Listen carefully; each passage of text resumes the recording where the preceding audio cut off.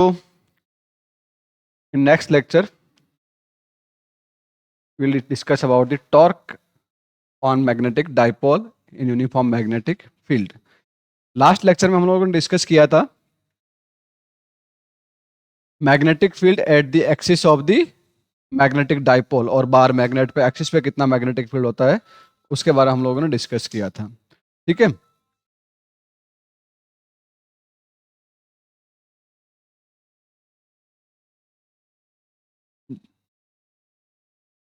जो आज का लेक्चर है इसमें डिस्कस करेंगे हम लोग टॉर्क कितना होता है। तब कोई भी बार मैग्नेट को आप रखते हो किसी भी यूनिफॉर्म मैग्नेटिक फील्ड में, उसको टॉर्क प्रोड्यूस होगा। तो टॉर्क कैसे निकालेंगे हम लोग?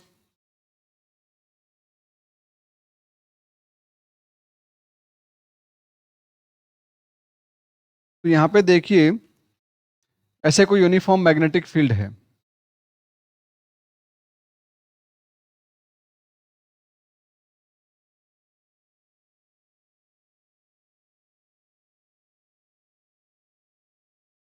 इस तरह से यूनिफॉर्म मैग्नेटिक फील्ड है।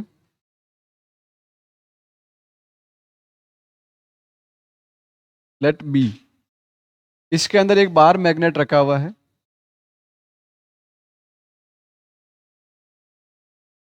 एम, और एम जो पोल स्ट्रेंथ होती है। ठीक है, इन दोनों के बीच की डिस्टेंस जो होती है that is length of magnet 12 हम लोग लिखते हैं। क्या लिखते हैं? 12। इसका जो इंक्लिनेशन है मैग्नेटिक फील्ड के साथ दैट इज थीटा, वो कितना है? अब हमारे पास जब इलेक्ट्रिक डाइपोल होता है तो उसमें फोर्स होता है Q इंटू ई। क्या होता है फोर्स? Q इंटू ई। यहाँ पे कौन सा डाइपोल है? ये मैग्नेटिक डाइपोल है। तो मैग्नेटिक डाइपोल में फोर्स कितना होगा? M into B. तो यहाँ पे इधर की ओर फोर्स लगेगा मैग्नेटिक फील्ड डायरेक्शन में, कितना लगेगा? MB, इस डायरेक्शन में लगेगा। और साउथ पोल है, ये नॉर्थ पोल है, और ये कौन सा है? South pole. अगर तो इस पे जो मैग्नेटिक फोर्स लगेगा वो लगेगा इसके अपोजिट डायरेक्शन में, वो लगेगा MB, small m into B. ठीक है, तो हमारे पास दोनों डायरेक्शन में फोर्स लग रहा है। सेम फोर्स है अपोजिट डायरेक्शन में, उसको कौन सा फोर्स बोलते हैं? याद है? Couple force. कौन सा फोर्स बोलते हैं? Couple force. तो कपल फोर्स क्या करेगा? इसको रोटेट कराने की कोशिश करेगा। तो टाउ इक्वल टू क्या होता है? Couple force into into perpendicular distance. Perpendicular distance. तो यहाँ पे टाउ इक्वल टू क्या है? कपल फोर्स हमारे पास F। परपेंडिकुलर डिस्टेंस कैसे निकालोगे? ये वाली डिस्टेंस की परपेंडिकुलर डिस्टेंस होगी। ये वाली डिस्टेंस कैसे निकालोगे? ये एंगल थीटा है, ये 2L है हाइपोटेनिस, आपको निकालना है परपेंडिकुलर। तो साइन थीटा इक्वल टू क्या होता है? P बाई एच होता है। तो P बाई 2L। तो परपेंडिकुलर कितना आ जाएगा? 2L sine theta. 2L sign theta. तो हम लोग इसको लिख सकते हैं 2L साइन थीटा। हमारे पास F की वैल्यू कितनी है? F की वैल्यू क्या है हमारे पास?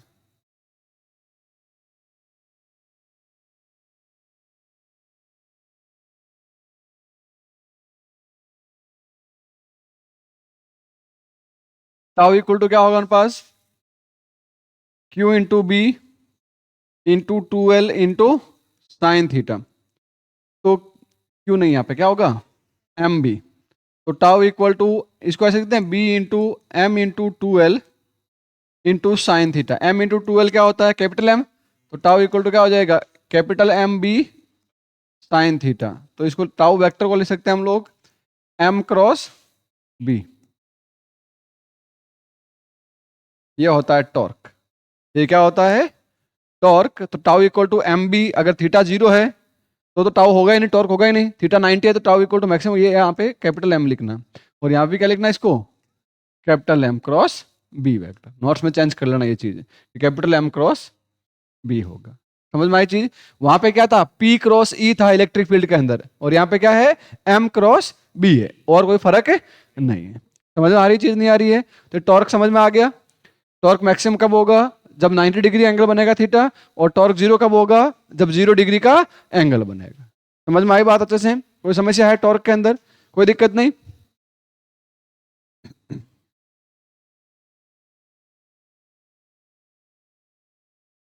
नेक्स्ट हमारे पास है पोटेंशियल एनर्जी कितनी होती है। पोटेंशियल एनर्जी, एनर्जी कैसे निकालेंगे? Potential energy of magnetic dipole and magnetic field. Magnetic dipole के अंदर पोटेंशियल एनर्जी क्या होगी? मैग्नेटिक फील्ड के अंदर। कैसे फाइंड करोगे बेटा? पोटेंशियल एनर्जी का मतलब क्या होता है? एनर्जी कहां से आती है? वर्क डन से। तो एनर्जी इक्वल टू क्या होगा? Work done required to rotate a torque in uniform magnetic field. एक डाइपोल है, उस डाइपोल को क्या करेंगे? मैग्नेटिक फील्ड में क्या करेंगे बेटा?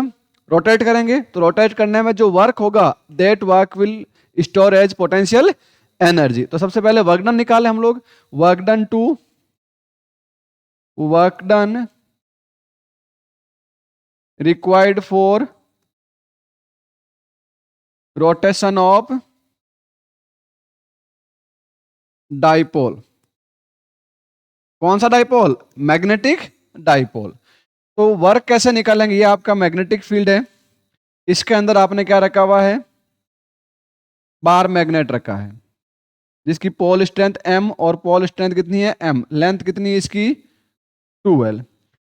अब इसके अंदर टॉर्क हमें पता है, यहां से अगर एंगल थीटा है, थीटा से थोड़ा सा आपको और इसको घुमाना है, मान लीजिए इसको यहां करना है एक्सिस को, तो कितने से घुमाया आपने?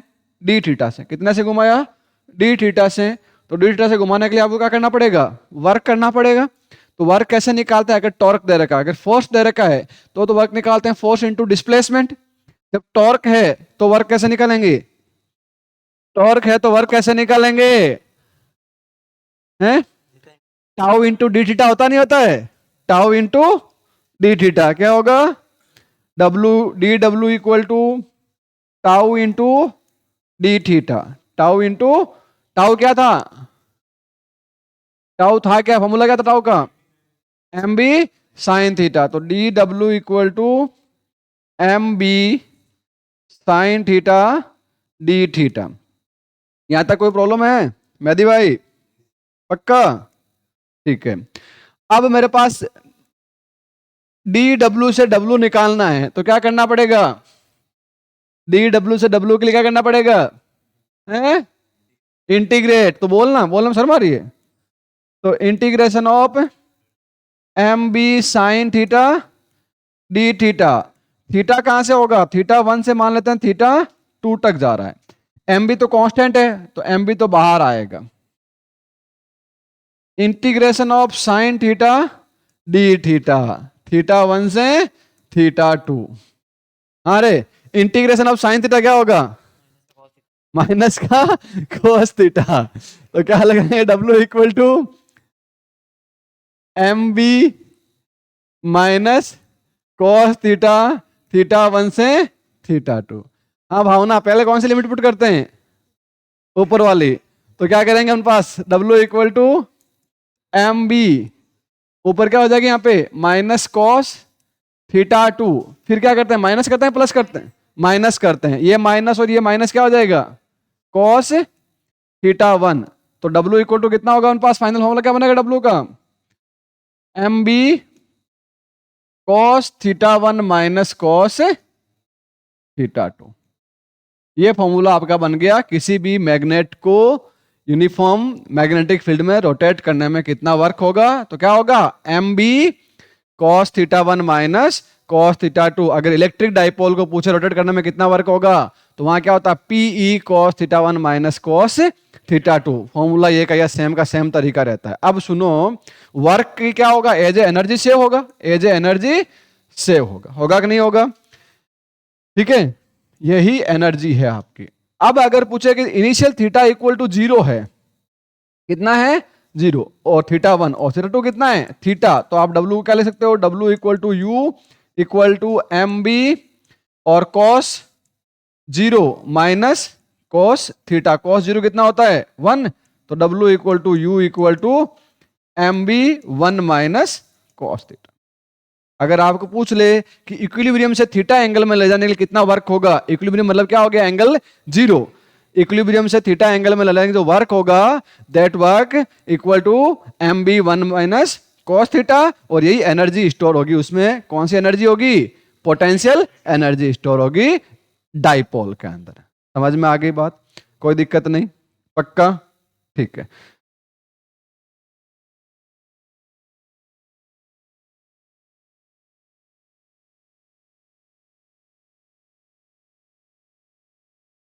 हाँ उल्टा लिखा सही। तो ये तो माइनस बाहर ले लेना, क्या फर्क पड़ता है? माइनस बाहर ले लो। ये कैपिटल में एम लेना, वैसे और ज्यादा कोई फर्क नहीं है। क्या लेना? कैपिटल में एम लेना है। ठीक है, सब जगह कैपिटल में एम लेना, आप जहां भी लिखा है ना उन पास, ये सब कैपिटल में एम है। ठीक है, क्या हुआ, छोड़ रहे जो भी है। अब दूसरी चीज देखो, अगर हमारे पास लूप है, कोई भी करंट कैरिंग लूप है, तो इसका जो मैग्नेटिक डाइपोल होता है वो क्या होता है, डाइपोल मोमेंट वो होता है आई इंटू ए। आई इंटू ए, आई क्या है करंट और ए क्या है एरिया। अगर एन टर्न है इस लूप के अंदर, कितना टर्न है, एन टर्न है, तो एम क्या होगा, एन आई ए, एन आई ए। अब इसमें पूछे आपके लूप के अंदर, करंट कैरिंग लूप के अंदर कितना डाइपोल मोमेंट होगा या टॉर्क कितना होगा, तो टॉर्क का फॉर्मूला क्या होता है, tau equal to M B sine theta. तो यहां पे टाउ कितना हो जाएगा, एम अपने पास क्या है एन आई बी ए साइन थीटा। तो इसको हम लोग बोलते हैं टाउ इक्वल टू बिना साइन थीटा। ये हमने पहले डायरेक्ट क्या नहीं किया है, यहां से सीधा भी ऐसे कर सकते हैं इसको रिलेट। थीटा इक्वल टू 0 तो टॉर्क 0, थीटा इक्वल टू 90 तो टॉर्क बिना हो जाएगा। समझ में,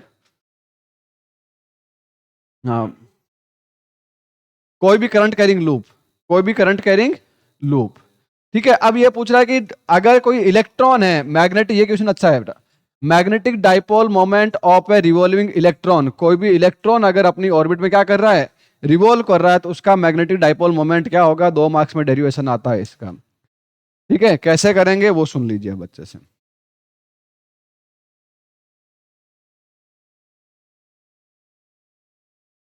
क्या,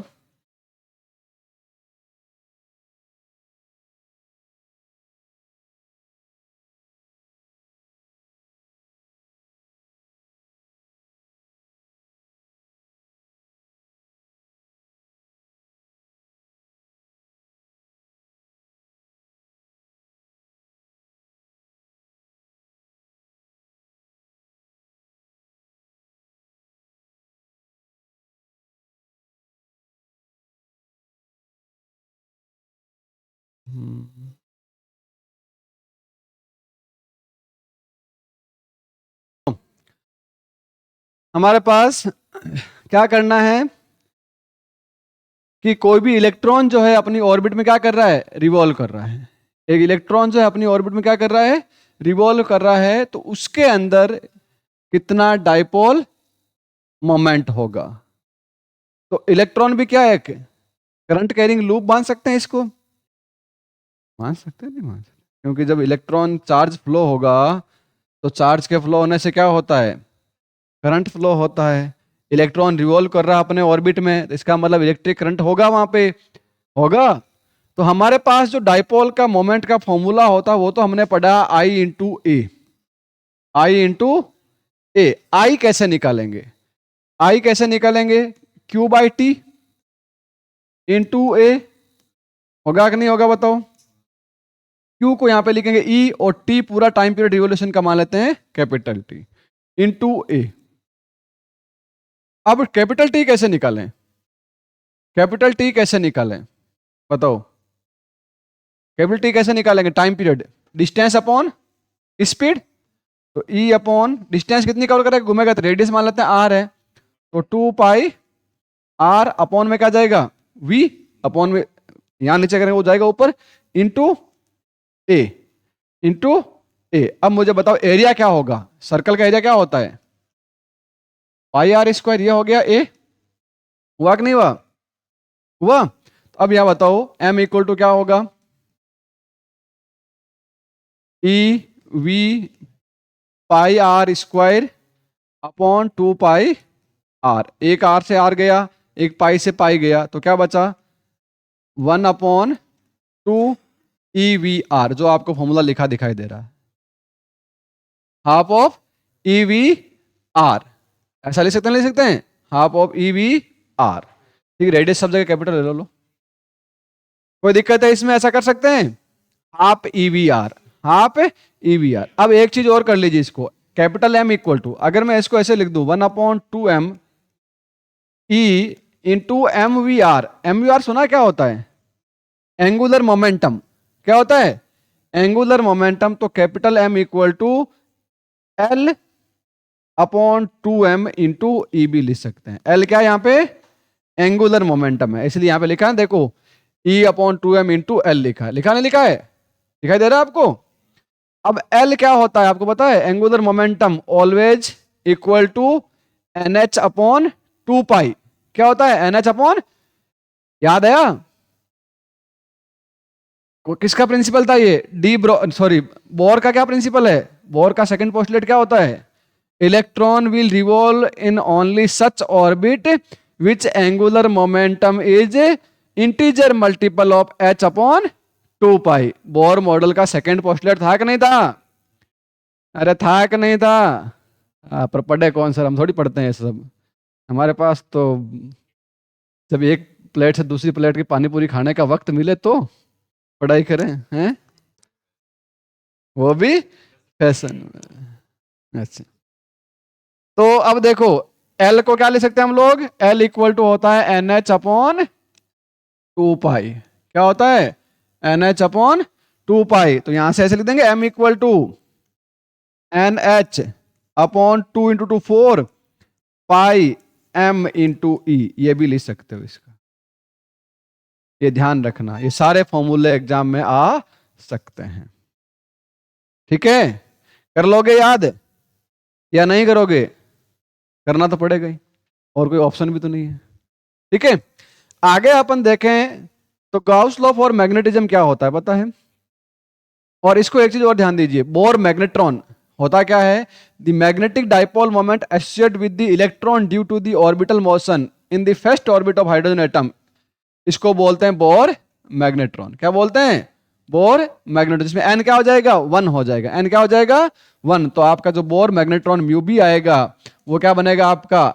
ई H upon 4 pi M E. और इसकी जो वैल्यू होती है याद रखना, 9.27 into 10⁻24 ampere into metre square. Ampere into metre square किसकी यूनिट होती है पता है?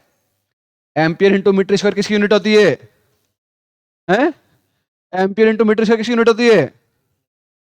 एम्पियर इंटू मीटर स्क्वायर किसकी यूनिट होती है? अरे, ampere into metre square magnetic dipole moment किसकी यूनिट होती है? डाइपोल स्ट्रेंथ की यूनिट क्या होती है? डाइपोल स्ट्रेंथ की यूनिट क्या होती है? डाइपोल स्ट्रेंथ की यूनिट, हाँ, मैग्नेटिक डाइपोल स्ट्रेंथ की यूनिट एम्पियर इंटू मीटर क्या होती है? इसलिए एम इंटू 2L लिखते हैं। तो एम्पियर इंटू मीटर क्या हो गया? Ampere into metre square. इसलिए यहां पे क्या लिखा? बोर मैग्नेट्रॉन की यूनिट क्या बन गई? Ampere into metre square. इसमें रहेगा तो फिर काम कैसे चलेगा? फिर मैदी को तूने देखा ही नहीं आज। हाँ बोल। अरे, डेफिनेशन लिखी आगे, it is the magnetic dipole moment associate with an electron in the orbital motion in the first orbit of hydrogen atom. जब एक इलेक्ट्रॉन हाइड्रोजन के पहले ऑर्बिट के अंदर रिवॉल्व कर रहा है तो उसका मैग्नेटिक डाइपोल मोमेंट जो होगा उसको बोलते हैं बोर मैग्नेट्रॉन। आया समझ में? बहुत अच्छी बात है। अब अगला नंबर तुम सोच सकते हो किसका होगा। फिर गॉस लॉ फॉर मैग्नेटिज्म।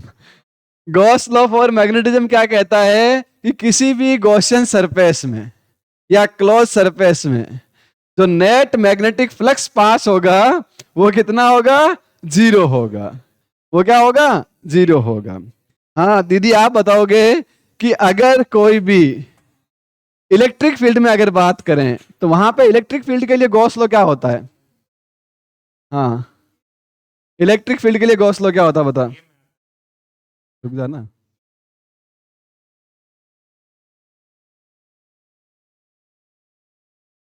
वो 0 होगा इलेक्ट्रिक फ्लक्स। इलेक्ट्रिक फ्लक्स 0 होता है? हाँ तो हो गई ये तो। इलेक्ट्रिक फ्लक्स 0 होता है? नहीं होता ना? कितना होता बता फिर? है? गॉस लॉ क्या होता है इलेक्ट्रिक फील्ड के लिए? बोल। गॉस लॉ इलेक्ट्रिक फील्ड के लिए हैं? बोल, क्या होता है गॉस लॉ इलेक्ट्रिक फील्ड के लिए? Hmm net electric flux pass from any Gaussian surface, pass from any Gaussian surface और close surface equal to 1/ε0 times of the net charge enclosed in surface. ठीक है, याद आया है? एकदम क्लियर कि Q अपॉन एप्सिलॉन नॉट होता है, E D S equal to होता है कि नहीं होता है। बट बी डी एस क्या होता है? बी डी एस जो होता है क्लोज सरफेस से जीरो होता है। इसका रीजन कौन बताएगा कि बी डी एस जीरो क्यों होता है? हाँ बोल, उससे क्या हुआ? अच्छा, क्योंकि मैग्नेट हमेशा बाईपोल में एग्जिस्ट करता है, डाईपोल होता है क्योंकि इनका प्यार बड़ा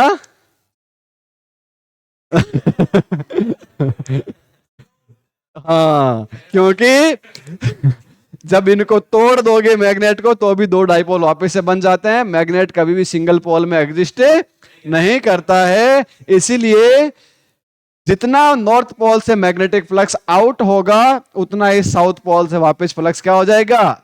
अंदर आ जाएगा। इसीलिए जो नेट मैग्नेटिक फ्लक्स किसी भी क्लोज सरफेस से पास होगा वो जीरो होगा। That is the Gaussian law for the magnetic flux. समझ में आ गई बात अच्छे से? सबकी नींद भी उड़ी हुई है ना अच्छे से? चलो ठीक है, ठीक है। अब नेक्स्ट टॉपिक हम लोग देखते हैं। ये तो समझ में आ गया, किसी को दिक्कत नहीं? अब basic difference between electric and magnetic force of line तो समझ में आया क्या होता है, कि what is the difference between magnetic field lines and electric field lines. तो magnetic field lines always form close curve, magnetic field lines always form close curve, always form close curve, and electric field lines never form close curve. क्यों नहीं करती है भाई electric field line close curve? Electric field lines not form close curve, why? मैं बताऊं? हाँ देखो, जो रेडियली आउटवर्ड, हाँ नेगेटिव वाला, हाँ तो इधर से अच्छा, कभी भी पॉजिटिव नेगेटिव से स्टार्ट नहीं होती है। ठीक है, गुड। तो मैग्नेटिक फील्ड लाइंस हमेशा क्लोज कर्व बनाती है क्योंकि मैग्नेट के बाहर नॉर्थ टू साउथ होती है और अंदर साउथ टू नॉर्थ। पर इलेक्ट्रिक फील्ड लाइंस कभी भी क्लोज कर्व नहीं बनाती है। रीजन साफ साफ है कि पॉजिटिव से स्टार्ट होगी, नेगेटिव पे एंड हो जाएगी, कभी भी नेगेटिव से स्टार्ट नहीं होती। समझ में आ गई बात? बाकी सब प्रॉपर्टी दोनों में क्या है? सिमिलर है। क्या है? सिमिलर है। अब अपन आते हैं मेन चीज पे, earth magnetic field. Earth magnetic field क्या होता है? तो when a magnet is suspended freely it orients itself रफली in the geographical north south direction. जब आप किसी भी मैग्नेट को फ्रीली सस्पेंड करेंगे तो वो क्या होता है? एक फिक्स डायरेक्शन के अंदर ओरिएंटेशन ले लेता है, साउथ टू नॉर्थ डायरेक्शन में। ऐसा होता नहीं होता है? ऐसा ही होता है। ठीक है, इसका मतलब क्या हुआ कि earth will have some magnetic property, that's why it attract magnetic north pole in a fix direction and magnetic south pole in a fix direction. That means what? अगर मैं इसको ऐसे करता हूं, ये बार मैग्नेट है, जैसे मैंने फ्रीली सस्पेंड किया, ये इसका नॉर्थ पोल इस डायरेक्शन में आ गया और इसका आ गया साउथ पोल। इसका मतलब इसके नीचे अर्थ का कौन सा पोल है? ये अर्थ है। इसको यहां पे अट्रैक्ट कौन करेगा? इसके नीचे साउथ। इसको यहां पे कौन अट्रैक्ट करेगा? नॉर्थ। इसका मतलब जो जियोग्राफिकल नॉर्थ होता है दैट एक्चुअली मैग्नेटिक साउथ होगा, और जो जियोग्राफिकल साउथ होता है वो मैग्नेटिक नॉर्थ होगा। समझ में आई चीज? तो यहीं ये चीज लिखी है कि this suggest that the earth behave as a huge magnet, it field can be approximate to the magnetic dipole with the dipole moment of 8 into 10 to the power 22 ampere into metre square. समझ रहे हो? 8 into 10 to the power 22, that is a dipole magnet. क्या है ये? Dipole moment है जो बहुत strong है, बहुत ही स्ट्रांग है। ठीक है, अब it axis aligned at a small angle with the rotation of axis the magnitude of the field on the earth surface is typically about 10⁻⁴ tesla. जो अर्थ की सरफेस है इस पे जो मैग्नेटिक फील्ड होता है वो लगभग 10⁻⁴ टेस्ला होता है, उसको बोलते हैं 1 गाउस। सीजीएस यूनिट जो होती है मैग्नेटिक फील्ड की वो होती है गाउस। तो 10⁻⁴ टेस्ला इक्वल टू 1 जी होता है, याद रखना। 10⁻⁴ टेस्ला इक्वल टू क्या होता है? 1 जी। सीजीएस यूनिट होती है मैग्नेटिक फील्ड की। समझ में आई चीज? अब मैग्नेटिक मेरिडियन क्या होता है? तो vertical plane passing through the magnetic axis of freely suspended small magnet is called magnetic meridian. ये जो एक मैग्नेट है इसकी एक्सिस है, इसके वर्टिकल जो प्लेन बनेगा this plane is known as magnetic meridian. क्या बोलते हैं इसको? मैग्नेटिक मेरिडियन बोलते हैं। ज्योग्राफिक मेरिडियन क्या होता है? Vertical plane passing through the geographic north and south pole is called geographic meridian. जो ज्योग्राफिकल नॉर्थ और साउथ होता है उसके जो वर्टिकल प्लेन, यही अगर ज्योग्राफी वाला है इसके जो वर्टिकल प्लेन है इसको क्या बोलेंगे हम लोग? Geographical meridian. But actually geographic meridian and magnetic meridian not coincide with each other, एक दूसरे के साथ नहीं होती है। इन दोनों के बीच एग्जैक्टली जो नॉर्थ अपन बात कर रहे हैं ना, वहां एग्जैक्टली नॉर्थ पोल नहीं होता है उसके साउथ के अंदर। थोड़ा सा क्या होता है, मैग्नेटिक मेरिडियन और ज्योग्राफिक मेरिडियन एक दूसरे से एक स्मॉल एंगल पे टिल्ट होती है। क्या होती है? स्मॉल एंगल पे टिल्ट होती है, ठीक है। तो उसके बीच में जो एंगल होता है वो होता है 11.3 डिग्री का। कितना होता है? 11.3 डिग्री का एंगल होता है इन दोनों के बीच में। इसके और इसके बीच में एंगल कितना होता है? 11.3 डिग्री का एंगल रहता है। अब यहां पे एक चीज और ध्यान देनी है आपको, element of earth magnetic field. ये बहुत इंपॉर्टेंट टॉपिक है, इसमें आपका क्वेश्चन बनता है एग्जाम के अंदर। लास्ट ईयर भी क्वेश्चन आया था कि what are the elements of the earth magnetic field. Earth magnetic field के एलिमेंट कौन कौन से हैं? तो सबसे पहला अपने पास है the earth magnetic field is place can be completely describe by 3 parameters. कितने पैरामीटर चाहिए आपको? 3 पैरामीटर चाहिए which are called element of the earth magnetic field. These are the declination, dip and horizontal component of earth. 3 चीजें यहां पे important होती है, angle of declination, angle of dip and horizontal component of earth magnetic field. कौन कौन सी चीज important है?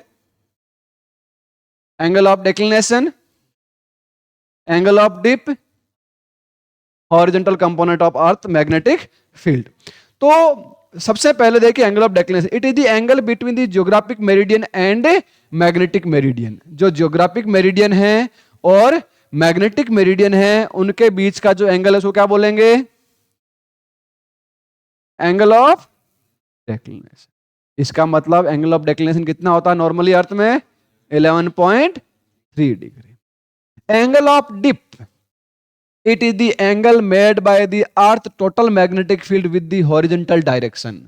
यहां पे देखो, यहां पे देखिए,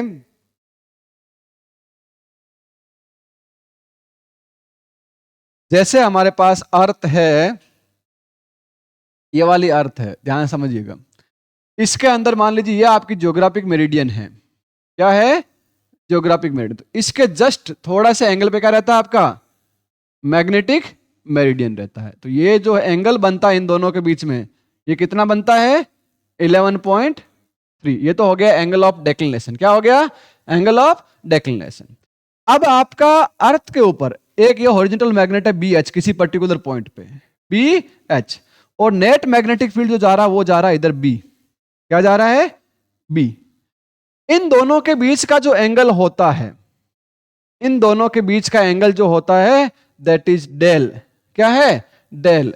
it is known as the angle of dip, means angle between the net magnetic field due to earth and horizontal component of the magnetic field, that is known as angle of dip. अब इसके according हम लोग BH को क्या बोल सकते हैं? B cos del, ठीक है, और इसको क्या बोल सकते हैं? B sin del. चाहो तो आप इसको वर्टिकल कंपोनेंट भी बोल सकते हो।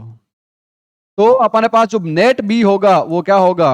रूट ऑफ BH का स्क्वायर प्लस BV का स्क्वायर। कैसे होगा? जैसे आप इसको प्लस करोगे BH का स्क्वायर प्लस BV का स्क्वायर, तो क्या आएगा हमारे पास? बताओ, B square cos square del plus B square sine square del. मुझे बताओ, जब कॉमन ले लेंगे बी एच का स्क्वायर प्लस बी वी का square equal to B square common लिया तो sine square del plus cos square del. बता रहे sine square theta plus cos square theta की वैल्यू कितनी होती है? 1 होती है। तो बी स्क्वायर इक्वल टू कितना आ जाएगा? बी एच का स्क्वायर प्लस बी वी का स्क्वायर, और यहां से ये फॉर्मूला बन गया। ये समझ में आ गई चीज? ये कैसे बना? कोई दिक्कत नहीं। अब आप चाहो तो यहां से और चीजें की वैल्यू भी निकाल सकते हो। BV upon B H equal to क्या होगा? 10 लैम्बडा। अगर आपको हॉरिजॉन्टल कंपोनेंट वर्टिकल कंपोनेंट दे रखा है then you can find angle of dip. क्या फाइंड कर सकते हो? एंगल ऑफ डिप फाइंड कर सकते हो। यहां तक चीजों में कोई प्रॉब्लम बताओ? कोई प्रॉब्लम है तो बताओ जल्दी से। कोई प्रॉब्लम नहीं। अब एक चीज और देख लेते हैं, न्यूट्रल पॉइंट क्या होता है? It is the point where the magnetic field of a bar magnet is completely cancelled by the horizontal component of the earth magnetic field. Earth पर ऐसा, जब आप बार मैग्नेट को ऐसा रख दोगे, बाहर मैग्नेट को क्या कर दोगे? ऐसे रख दोगे, तो इसके अंदर यहां इसका नॉर्थ है, यहां इसका साउथ, कोई ऐसा पॉइंट आपको मिलेगा जब आपने ऐसा रखा है जिसमें दोनों एक दूसरे के साथ है, जहां पे नेट मैग्नेटिक फील्ड क्या हो जाएगा? कैसे होगा? जीरो। जो magnetic field intensity due to earth bar magnet है, वही मैग्नेटिक फील्ड की इंटेंसिटी किससे हो जाती है? आपने जो बार मैग्नेट लिया उससे हो जाती है, उससे हो जाती है। तो दोनों एक दूसरे के अगर अपोजिट होगी तो नेट मैग्नेटिक फील्ड उस पॉइंट पे क्या होगा? जीरो होगा। And that point is known as the neutral point. अलग अलग पोजीशन में अलग अलग न्यूट्रल पॉइंट मिलते हैं, अलग अलग पोजीशन पर अलग अलग न्यूट्रल पॉइंट मिलते। जब अर्थ का नॉर्थ और बाहर मैग्नेट नॉर्थ साथ में है, दोनों एक दूसरे के साथ में आपने रखे हुए हैं, तो जो आपको न्यूट्रल पॉइंट मिलेगा वो एक्सिस पे मिलेगा, दो न्यूट्रल पॉइंट मिलेगा। अगर एक दूसरे के अपोजिट है दोनों, तो आपको जो न्यूट्रल पॉइंट दो ही मिलेंगे, पर वो इक्वेटोरियल लाइन पे मिलेंगे। क्या मिलेंगे? इक्वेटोरियल लाइन में मिलेंगे। और अगर आपने मैग्नेट को ऐसे वर्टिकल रखा हुआ है, क्या रखा हुआ है? वर्टिकल रखा हुआ है, तो आपको एक ही न्यूट्रल पॉइंट मिलता है। कितना मिलता है? एक ही न्यूट्रल पॉइंट मिलता है, वो भी जस्ट मैग्नेट के लोअर पॉइंट पे मिलता है, जस्ट मैग्नेट के लोअर पॉइंट पे। समझ में आई बात? ये आपका न्यूट्रल पॉइंट का कंसेप्ट हो गया। बाकी सब चीजें तो हम लोग पहले से पढ़ चुके हैं, इसमें कोई दिक्कत नहीं है कि अगर सिंगल मैग्नेटिक पोल है तो उससे मैग्नेटिक फील्ड क्या होगा? जैसे अपन पढ़ते हैं ना कि क्यू अपॉन आर स्क्वायर, तो यहाँ पे क्या होगा? Mu naught upon 4 pi into R cube. ये तो इसके लिए बता रहा है कि अर्थ के लिए उस पर कितना होगा, एक्सिस पे और इक्वेटोरियल लाइन पे, जो हमने कल पढ़ा था ना उसमें। इस पे बार मैग्नेट के डेरिवेशन किया था, सेम इस तरह से ये वाली चीजें हैं, और कोई खास अलग नहीं है। अब यहाँ पे कुछ इंपॉर्टेंट डेफिनेशन आ जाती है। मैग्नेटाइजिंग फील्ड क्या होता है? मैग्नेटाइजिंग फील्ड, तो the magnetic field that exist in vacuum and induce magnetism is called magnetising field. Magnetising field का मतलब हो गया कि magnetic field use to induction of the magnetic field in other substance. किसी भी दूसरे सब्सटेंस को मैग्नेटाइज करना है, तेरे पास आयरन बार है, क्या है, और उसको मैग्नेट बनाना है, तो उसको मैग्नेट बनाने के लिए बाहर से क्या देंगे? एक मैग्नेटिक फील्ड देंगे, ताकि उसमें मैग्नेटिक प्रॉपर्टी प्रोड्यूस हो जाए। तो वो जो फील्ड दिया उसको क्या बोलते हैं? Magnetising field. ठीक है? अरे बहुत सारे तरीके हैं, मतलब वही एक मैग्नेटाइजिंग फील्ड हो गया ना। समझ में आगे चीज क्या होता है? फिर यहाँ पे एक इंपॉर्टेंट प्रॉपर्टी आती है, देखो यहाँ पे एच को लिखते हैं हम लोग। किसे लिखते हैं इसको? एच से। तो जब कोई भी अपने पास, जब अगर करंट कैरिंग कॉइल है, तो उसमें मैग्नेटिक फील्ड, मैग्नेटाइजिंग फील्ड क्या होता है? करंट होता है। तो उसके अंदर जो एच होगा दैट इज एन आई होता है। क्या होता है? एन आई। और यहाँ जो अगर आप सीधा मैग्नेटाइजिंग फील्ड दे रहे हो, तो इसमें हम लोग लिखते हैं B directly proportional to H होता है। तो induced magnetic field directly proportional to magnetising field, तो बी इक्वल टू हम लोग लिखते हैं म्यू इंटू एच। अगर फ्री स्पेस है तो म्यू नॉट इंटू एच हो जाएगा, म्यू नॉट इंटू एच। तो बी बाई एच आपका क्या हो जाएगा? Mu naught, that is permeability of the free space. Permeability of the free space, यहां पे थोड़ा लिखने में मिस्टेक है, और ध्यान देना इस चीज। ठीक है? और इसकी यूनिट क्या होगी? Ampere per metre. अब यहां पे ध्यान दीजिए, मैग्नेटाइजिंग इंटेंसिटी, इसका मतलब होता है net magnetic dipole moment generated in per unit volume. जब आप किसी सब्सटेंस को क्या करोगे? मैग्नेटाइज करोगे, तो उसके अंदर मैग्नेटिक डाइपोल मोमेंट जनरेट होगा कि नहीं होगा? होगा। तो पर यूनिट वॉल्यूम में कितना डाइपोल मोमेंट जनरेट होता है? That is known as intensity of magnetisation. Intensity of magnetisation, क्या बोलेंगे इसको? Intensity of magnetisation. तो इसको लिखते हैं capital M equal to M upon V। और ये कौन सी क्वांटिटी है? वेक्टर क्वांटिटी है। कौन सी क्वांटिटी है? वेक्टर। इसकी यूनिट क्या बन जाएगी? Ampere per metre. Ampere per metre. अब आप देखो, इंटेंसिटी ऑफ मैग्नेटाइजेशन और मैग्नेटिक फील्ड इंटेंसिटी, जो H है मैग्नेटाइजिंग फील्ड, उन दोनों की यूनिट क्या होती है? अलग होती है कि सेम होती है? अलग है। अलग है? नहीं है। एम्पियर पर मीटर और एम्पियर पर। अब यहां देखो मैग्नेटिक इंडक्शन। इंडक्शन का मतलब तो हो गया नेट मैग्नेटिक फील्ड कितना प्रोड्यूस हुआ due to magnetising field and magnetisation intensity. Dipole भी जनरेट हुआ, उस डाइपोल के कारण क्या होगा? मैग्नेटिक फील्ड प्रोड्यूस होगा। और जो आपने बाहर से मैग्नेटिक फील्ड लगाया उससे भी मैग्नेटिक फील्ड क्या होगा? इंड्यूस होगा। तो नेट जो होता है उसको बोलते हैं मैग्नेटिक इंडक्शन। तो बी इक्वल टू हम लोग देखेंगे तो वो होता है mu naught H plus M. H plus M अपने पास होता है। ठीक है। अब एक चीज अन पास आती है, relative permeability, the ratio of the permeability of the material to the permeability of the free space. किसी भी मटेरियल की म्यू आर जो होता है that is mu upon mu naught. तो क्या लिख सकते हैं इसको? Mu equal to mu naught into mu R. ये भी आप लिख सकते हो। ठीक है, इसमें भी कोई दिक्कत वाली चीज है नहीं। अब एक यहां पे एक इंपॉर्टेंट आती है, मैग्नेटिक ससेप्टिबिलिटी। मैग्नेटिक ससेप्टिबिलिटी क्या होता है? It is the ratio of intensity of the magnetisation induced to the magnetising field intensity H। जो इंटेंसिटी ऑफ मैग्नेटाइजिंग M और मैग्नेटाइजिंग फील्ड H, इन दोनों का रेशियो को बोलते हैं मैग्नेटिक ससेप्टिबिलिटी काई M। तो काई M इक्वल टू क्या होता है? M upon H। Unitless quantity है। कौन सी क्वांटिटी है? यूनिटलेस। और इसका रिलेशन क्या होता है कि एक याद रखना, परमिबिलिटी के साथ relation mu equal to mu naught 1 plus chi M। इस चीज को आप याद रखोगे। ठीक है, या mu R equal to 1 plus chi M लिख सकते हैं। इलेक्ट्रिक फील्ड के अंदर भी हमने ऐसी चीजें पढ़ी थी। अब अपने पास अगला टॉपिक जो है वो मैग्नेटिक मटेरियल। तीन टाइप के मैग्नेटिक मटेरियल होते हैं, diamagnetic substance, paramagnetic substance और फेरोमैग्नेटिक सब्सटेंस। डाई मैग्नेटिक क्या होता है पता है आपको? डाई मैग्नेटिक क्या होता है?